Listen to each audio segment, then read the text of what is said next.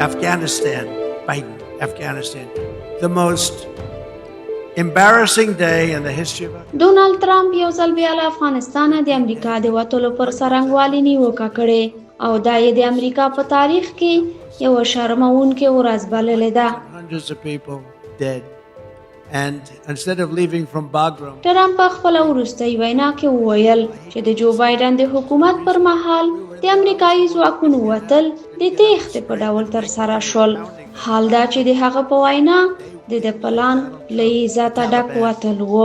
they would do anything I asked them to do. You know that. And this guy comes هغه دا هم وویل که دی په واک کې وای د بګرام هوایي اډه به یې نه پرېښوده. ټرمپ وویل طالبان ورسره چندانې علاقه نه لري، خو د ده په خبره طالبان هر هغه څه به یې کول چې دی یې ترې غوښتل.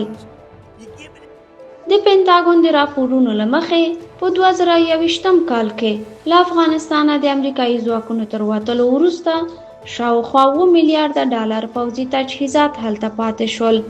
اوس دغه تجهیزات د طالبانو په لاس کې دي او هغوی هر کال پرې نظامي بریدونه کوي.